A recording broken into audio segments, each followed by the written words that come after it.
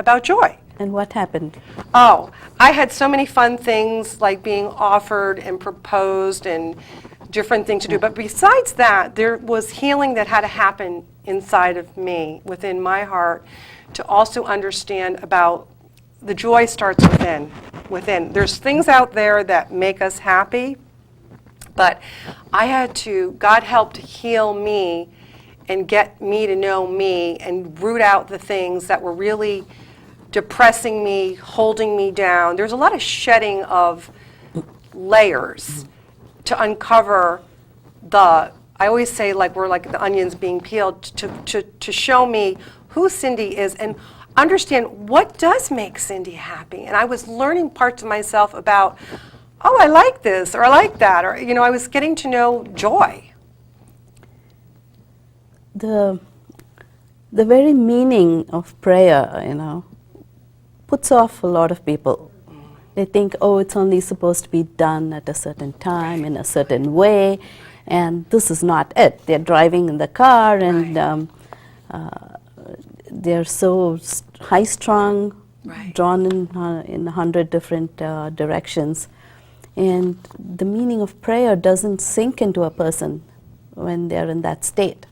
So how does a person get from being in that kind of an environment to a quiet place where they say, okay, I'm going to pray in a way that I'm talking to someone, asking for some help, rather than try to, invoke childhood images or memories of what prayer is. Right. I think one of the things you can do is also pray about it. I mean, you can really say to God, God, help me to quiet my mind so that I can have a deeper connection with you in my life. God, I want to get to know you on a different level. I really want to know your heart. May I penetrate your heart, and may you penetrate my heart, so that I quiet myself to develop and take the time to have a relationship with you while I'm here. Is it important for a person to also have a positive thinking about this? That, okay, I'm going to ask someone for help, and I'm positive, I'm sure that they're going to help. Yeah, now you can also be very skeptical. I mean, you just have to have trust. And you can fake it until you make it, is what I say. But when you're skeptical, like, is your prayer going to be answered or not? Yeah, it will be answered. It may be, skepticism is good, but it can be also like, God, I'm skeptical. I'm not sure if you're listening to me. Please show me you hear me as quickly as possible. I really want to believe and walk with you.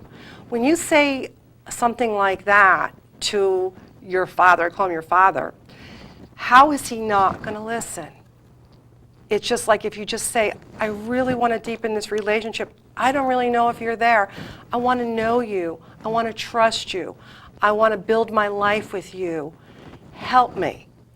And can this kind of prayer help no matter what religion they follow? Yes. Or whoever they choose as to be their gods? Yes, yes, yes. God does not have favorites. That's the one great thing about God. There's so many great things about God. God just truly wants you to have a relationship with Him so that you can have the best possible life. Now, I'm not saying also that if you just pray, everything's going to be hunky-dory, because there's going to be challenges that we're all faced with. Yeah, haven't we faced times when we prayed, but nothing was happening? Right. And sometimes you wonder if God is listening. Right, right. God always listens. We don't always understand the bigger plan of everything as far as why certain things have to be the way that they are. But we need to trust in the process. Just going, everything is in perfect order. I may not understand it all, and I may not like it all, but I know it's being divinely handled. How do you know when your prayer is being answered? Or maybe it's being answered in a different way. You asked for one thing, but you got something else. Right, right. That's a good question. And it really can be by the results that you see and that you witness in your life as far as how can that be and how can you know your prayer is answered. I want to give a very practical thing. I was going to a seminar with three people. The three of us were going to a seminar, and it happened to be on a snowy night. We've had a really hard winter here, and my girlfriend Stacy was stuck in my friend's driveway, and we were late. And we're like, "What are we going to do with the car?" And we got to go. And blah blah blah. Why was she stuck in the on ice in the snow? Okay. And I said, "Well, let's deal with this when we get back. We have dinner waiting for us, and let's just go for dinner." And the three of us, went off, and we tried, and I finally convinced them, let's go eat, because I love to eat, and I wanted to go to the restaurant and stuff like that. So we went out to eat. And then when we came back from the dinner, and it was late, and it was dark, and where we had the car, which was stranded, it was kind of like a skepticism, like, are we going to get the car out? How are we going to do this? It's late, blah, blah, blah. And I said, we can pray about it. Let's just pray about it. And they're like, okay. And I'm just like saying, God, I know you can do anything. You can do anything. And I'm like, in the name of your son, move this car. We need to go. It's the end of the night. We need the car unstuck. Let's get it going. Within one try, the car broke free and we were unstuck. And they're like, oh, that's amazing. How'd you do that? And the person whose house we were stranded out came and it's like, how'd you guys get it? I said, we prayed. We prayed about it. We asked God to unstick this car and set us free, and it happened. So when you see, that's like an immediate result, like you see. There are other times when you can pray for things and you don't get the immediate results, but you can see in subtle changes, like something happening. In relationships, you may pray for your partner or someone in a very intimate relationship, and you may not see that change take place in them in 5 minutes, but maybe in 5 weeks. You'll see the change take place as far as what you're asking to be healed or strengthened or grow. But it's always to the highest and best.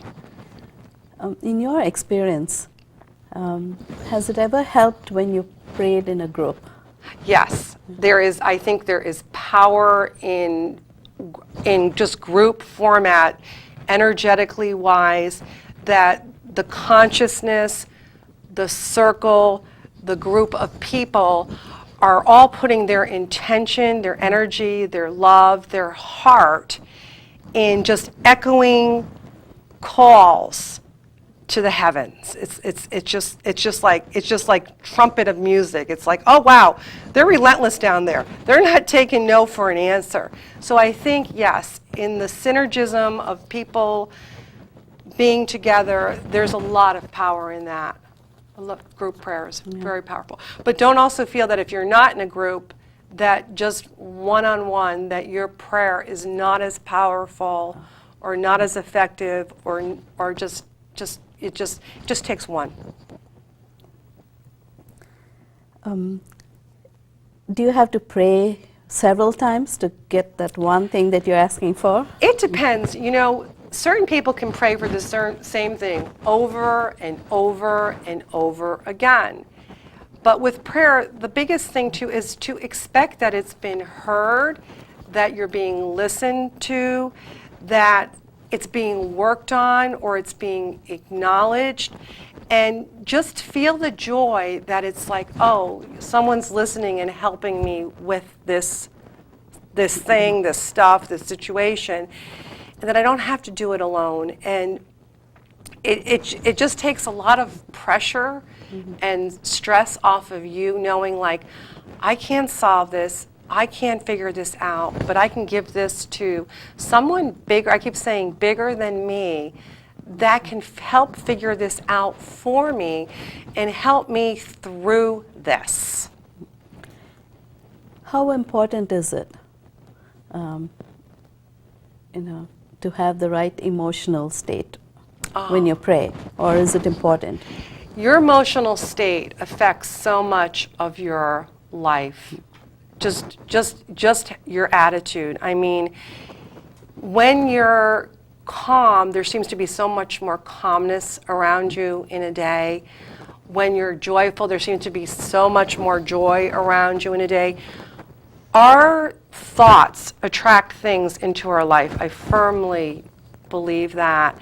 So if you can pray just being, with a calmness, knowing that someone is listening. But if you can't, that's okay too. Don't be so hard on yourself. I mean, we are not here to be hard on ourselves.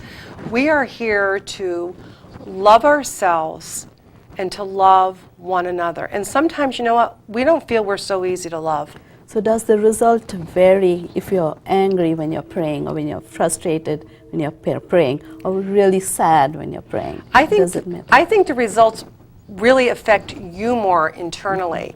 You know, if you're angry when you're praying, man, you're going to internalize that anger deep within your soul spirit. It's going to have an internal effect It's on some you. kind of a reverberation there. Yeah, just like that. I'm just so angry. But in the anger, in being angry, God can handle the anger. He can handle the anger. So it's like, don't feel like I'm angry and I can't pray to God because I'm angry. God still wants to hear from you. Yeah. What kind of healings can you pray for? Terminal illnesses, then, addictions, weight loss. I mean, any area of your life.